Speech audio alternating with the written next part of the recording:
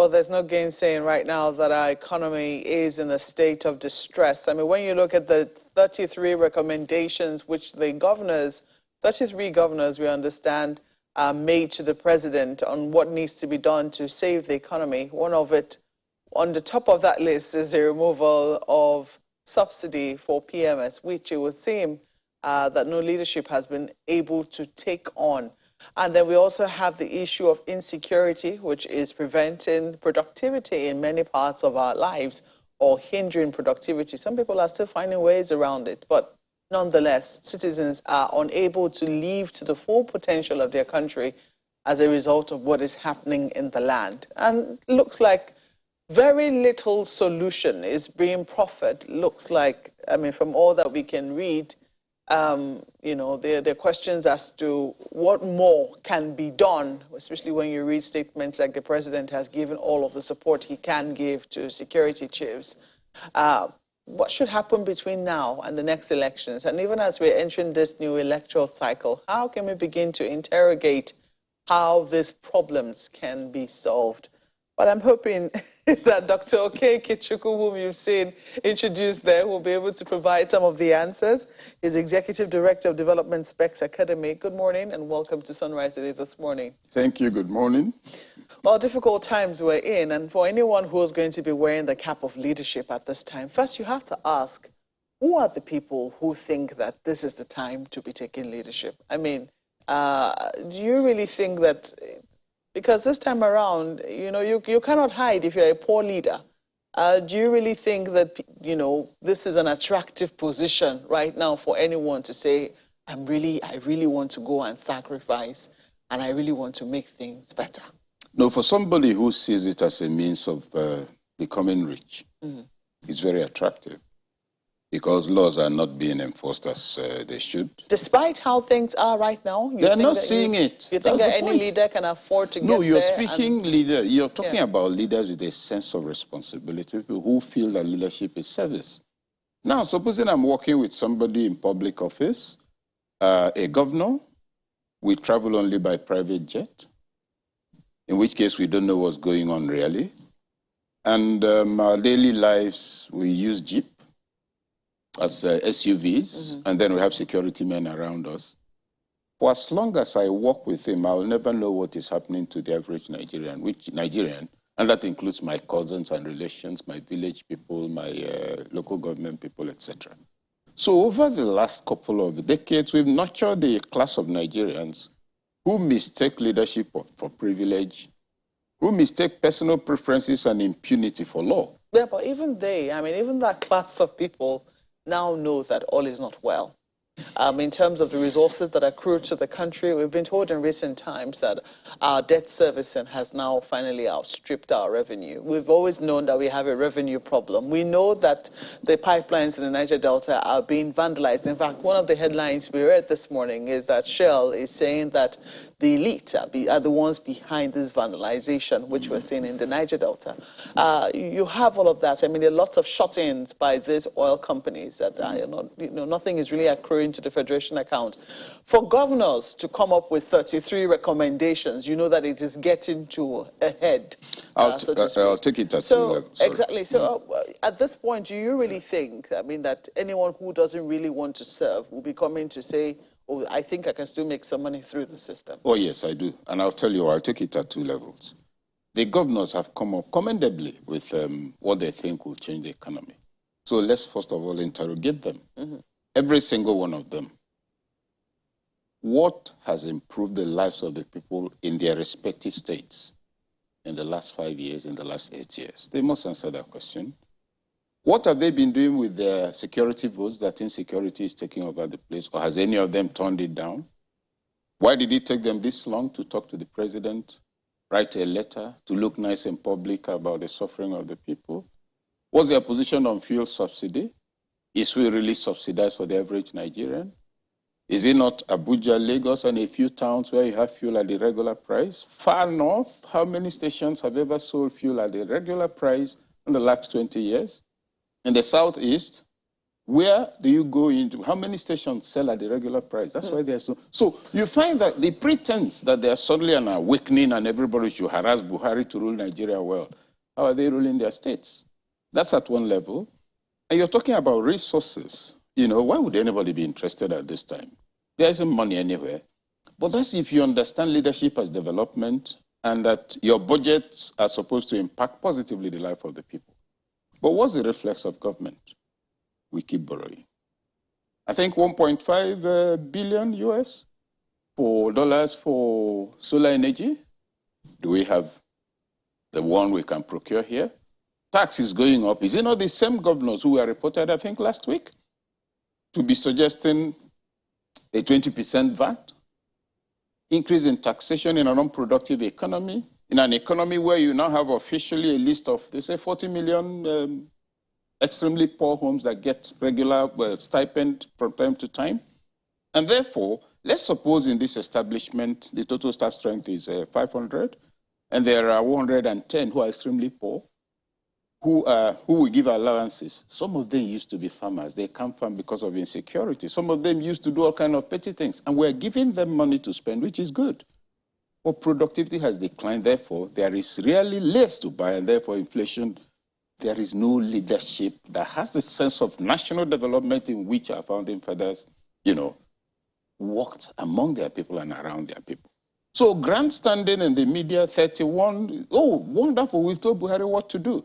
Mr. Governor, what are you doing? Take away people like Wike and one or two others. I can't see what all the governors are doing. Go to Port Harcourt today, you won't believe it's the same place. And it's not about Wike as a person. You go to one or two other states, you find what is going on. Look at Makinde and his people and their politics. I can understand that. But to pretend that in a state where IGR has declined, school enrollment has declined, 14 or more local governments are permanently under bandit control, and for more than a year, you join a group to write a letter to Buhari. Are you not ashamed? You have a state where the governor has shut down the capital market for nearly a year. You have what's going on in Katsina, the president's own state. You have what's going on in Niger. You have, Nasarawa, Zamfara. That's practically on a 24-hour curfew. And you sit down to write Buhari a letter. How are your people faring? These are the issues. How come the local governments that are under banditry are also getting allocations and that the local government chairmen are living here with us? No. Let's not pretend that it's something to celebrate. Let's know that the entire team stands scandalized by the current state of the Nigerian condition. Indeed. So we know where we currently are. And I think that what people are seeking to do is to do better. We know that the issues that bedevil the Nigerian state are not easy issues to tackle, starting from even the leadership itself and the expectations. So some people will say, oh, you know, there are always expectations, you know, made of even the leaders themselves, personal expectations made of the leaders themselves. But nonetheless, you have pointed out that there are a few of them who are really doing their best within the capacity that they can do. How do we, first of all, uphold those ones? You know, not discourage them, encourage them to do far much more, to say, these are the parameters, this is how far you're doing, and we think you can do much more. And how can we encourage the ones that are not doing as much to say, you know, you have to up the game. There is so much more you can do at your own level before we begin to look to the federal government. I agree. For those of them who are doing well, is in situations like this, let the media do comparative evaluation, not go and collect money and write something nice about everybody. There should be a comprehensive evaluation of the governors today. Based on this they are writing, assess them one by one, 36 of them. What is school enrollment in your state today? What was it like when you came on? Apart from enrollment, what's the level of retention? You enrolled 2 million. How many are still in school? You're spending on school feeding. The purpose of school feeding is to bring children to school and keep them there. Your bill on school feeding has gone up. The number of children in school has declined. You see, you're then talking development. You're talking infrastructure. All I want to do is just grind pepper in the market, but I have to buy a generator. That's not nice. How has that declined? What are your investments in so many areas? How many people have you been sending for WAEC examinations and NECO? How many people have you trained for vocational education? And even if you did, are you monitoring them? In which case you can say, yes, some have improved. Some have even employed 1 or 2 people. That becomes the basis for engagement. So you use that. By the time you assess it, you see those who are outstanding, no matter the percentage they score. But you then come to those who are, like your question is, how do you then help or encourage those who are not doing well, right? You cannot encourage a cat to become a lion. It is a cat. No amount of posing can make an earthworm a species of python. Oh, but it is an earthworm. That. There are some, with all due respect, who have total capacity. I'm trying my best not to laugh. Who lack capacity. Some people will, exactly, but you know, human beings are capable of so much more. Yes. Leadership can be taught. I agree. And people can be, so, I mean, when you say that, you know, there is no amount of encouragement. You see, there's no governor today who has not been in office for at least 2 years. What are their reflexes? Many of these governors have been in office for 7 years. What have they done? That's where to start from. At this age, a few months to the end, you now tell them what to do. They already know what to do, and they've been doing it. Has their overall running costs been down? No. Look, all of them have been in office for not less than 18 years. Find out how many of them are in touch with the people who have served them. That's few or whatever. Use and dump. It's part of the youth crisis. So, you know, sorry about my metaphors, but you see, the bat is not a type of bird. So when he comes out to fly during the day, he gets into trouble. All these people you're calling leaders, they are bats that came out when there was still, you know, the sun hadn't really come out. Now the sun has come out. They are flapping about because they lack the capacity to manage an environment with the full consciousness of what it means to develop their people. Some will argue, though, that they have been constrained. We're taking this conversation to Lagos shortly, but I mean, in terms of security, we've seen the agitations that have bedeviled the Nigerian states in terms of whether or not we should introduce state police, whether we should, you know, we've seen vigilante calls spring up in many different states, in many different regions. In the Southeast, there is controversy about the performance of Ibubiago. I think there is now agitation that, you know, that group should be arrested because they're wondering what the positive impact if any, of the group is. In the Southwest, it's a totally different story. Amotekun, you know, came up despite the resistance that it initially experienced, that there were constitutional constraints and governors had to keep explaining, but it passed nonetheless, and they have been established, you know, with some amounts of success. So it was in that there are efforts in that regard. We saw only recently the governor of Benue State established some vigilante force, and he was said, it was saying on TV yesterday that he's written the president for firearms, and you know, he's hoping that he'll get the response for that. So there have been questions as to you know, what really can be done within the Constitution, especially with regards to security. And it would seem that they have had to be creative. States like Lagos have had to have their own trust funds just to fund their security outfits and, you know, create some other agencies to support this, the security arrangements within that state. So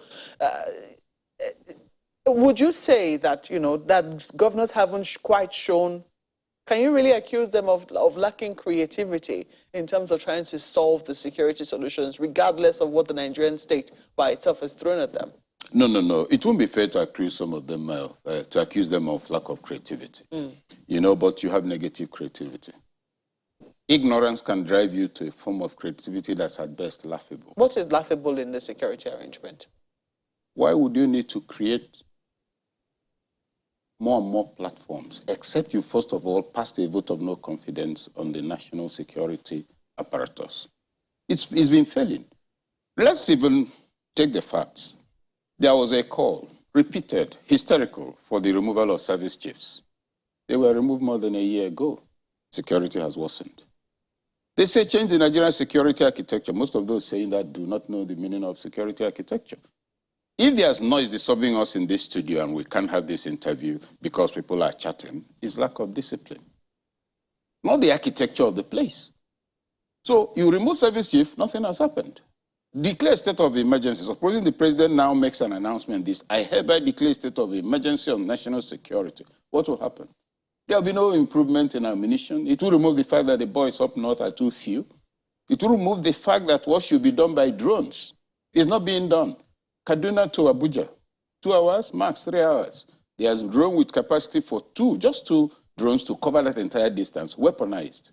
Another 3 between Lokoja and Ajaokuta. 200 drones will be too much for Nigeria. And the cheapest are available in Turkey, officially used all over the world. Even the superpowers are worried that it's being made too cheap, etc. No, we're talking security. It is true there are constraints. Somebody will tell you correctly that the average governor is actually not the one to whom the police commissioner reports to. You know, even though he's supposed to be the chief security of the state. But I ask, is it true that we've had security for decades with that scenario and that structure in place? The answer is yes. The point is that there is, first of all, security is often mistaken for defense. What gives you security in your home as a father includes a couple of things. Your children are handled in such a way that they're not always fighting, so you don't have things to settle. Those who need to go to school, go to. So food security, environmental security, all of these things are ignored, and you carry people's children and send them to better armed bandits who are killing them. The north, southeast, and northeast, sugarcane, dates palm, wheat, fish from Lake Chad, all of that. If we're doing it, we have no time for banditry. We have no time to be bribed by bandits to do anything. So the full cocktail of what it takes to create national security has been taken. And on top of all, your understanding of security now is just about, shooting. That's where we are today. So going back to my notion of incompetence, ignorance cannot be called a school of thought. Multiplication of institutions does not lead to efficiency. It gives you a lot more bodies to manage. Ebubago in the southeast, it means the glory of the aura, the glory of the leopard. Of course, some people don't know that Ago is not lion. It's a leopard. That's a cat of the what you call of the rainforest belt. Its glory, it frightens you. A lion, a leopard is coming, you take off. It has neither glory nor capacity because there was no consensus in setting it up. Remember at the time it was being set up, one or two governors were thinking of the presidency. And so they were afraid of annoying the North, and therefore they didn't quite agree. All of that. What's going on in the Southwest is more commendable. Now, if I'm President Babangida, I will okay Tom's request. Buhari. Buhari. I will okay Tom's request. The Nigerians should be armed. His own state does not exist anymore as a state because it has been one of the most routinely raided of all African states in the last 60 years. And all of it within his tenure as president, including the kidnap of traditional rulers who couldn't be rescued for 3 months, the father of his own aide. Katsina State is the living scandal testimony for this government. Allow the people to arm themselves. Regulate arms. And you determine the caliber of arms. Pump action used to be under license. The Jivan sporting rifle in the 90s, I think, was still under license. Then I was still teaching in Unilag. Is that really a solution? I mean, every time I look at this, I always ask this question, is that really a solution? For the people who went to church in Owo to worship, I mean, even if they had guns in their homes, the chances are that it would have been in their homes. They wouldn't have taken guns to church with them. Let me disaggregate the narrative. You're in church. You can't carry gun to church as a regular you and I. There are no demons in the church. Even if you did, if there are guns, don't kill them. But if I know that you have a gun officially given to you, I'll be a little more careful how frequently I raid your area. That's at one level. Now, the level of the bandits is a national security issue. That caliber of configuration of forces passed through wherever they came until they came and operated. Where is preemptive intelligence? Do you get it? There are checkpoints all over the Southwest. Nobody saw anybody. Where is surveillance, etc.? So if we say, it's not the solution, it will make us think that, giving the people guns would not have saved them from the war incident. The Nigerian state has massive integrity deficit in terms of its capacity to make citizens feel they are citizens. That's the truth of the matter. At the level of security, it's not there. At the level of infrastructure, there's no electricity. At the level of, name it, and taxes are going up, fuel prices up. They're arguing about removal or non-removal. Who has been enjoying subsidy? And you're pulling off trillions every day. Those trillions are draining the limited foreign reserve we have, in earnings we have. Then oil theft is going on. Massive quantities are being stolen, so your income is decreasing. You're borrowing more and more to consume. That tells you leadership. Mistakes, collecting money to spend for developmental programs. If you don't have more, borrow. If you don't have, and there's now a bill that allows government to take up anything you have that you didn't claim from the bank. What do they call it? Unclaimed dividends. Really? Let me flip this conversation to my colleagues, ladies and gentlemen. Thank you, Mokwe. Well, Dr. Ikechukwu, it's interesting you mentioned the past 1960 earlier, because the other time, when we began the program earlier, Dr. Oyarino, our first guest, talked about the fact that the economic challenges we are having date back as far as 1966, and that it's not possible to divorce our economy from our politics. And since we are talking about the state of the polity, the question that comes to my mind is, what's your take on the structure of the system in 1966 converse to that of now? Because his opinion in the morning was, look, we destroyed or distorted the system that was working, regionalism that was working for us at the time, translated into a system we didn't prepare for, and ever since we have been struggling. Do you agree with that? I am assuming that you do. What then should we do? It's been 56 years.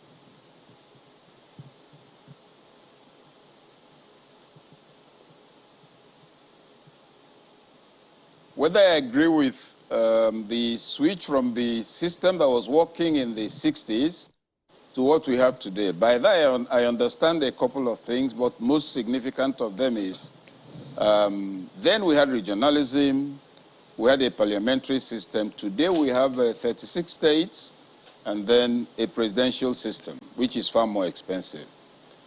My take is that no matter the position we take on this issue at the moment, it will not be possible, quite frankly, to sit down and agree to disband the 36 states for a simple reason.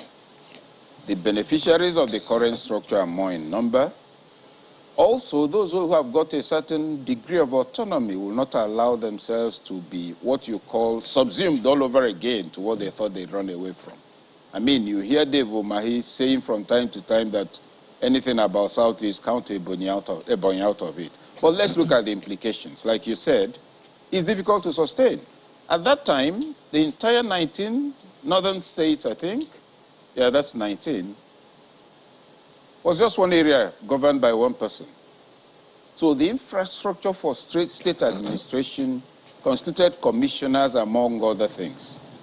Today, you have the same infrastructure multiplied by 19. That is cost. And in the midst of that multiplication, you have less service delivery, less indication of a sense of responsibility towards the people, massive and sustained underdevelopment. The Southeast used to, that's 5 states now, it used to be one region under M.I. Obara. Development was taking place. If you brought cattle from the north, it would stop in Omahe at Garki, Abalo. It didn't walk through people's farms. You had the palm oil plantations. You know what was going on in the west? The same single government house administered those areas. But you know, the clamor for states was partly because of the feeling of further marginalization by intra-minority groups. And so we now have 36 states. And we have something that cannot work because most of the states are not viable at all. Where you have state governments that will spend 200 naira in a year, and out of that 200 naira, 123 naira came from federation account. Without it, they had nothing. But they are states.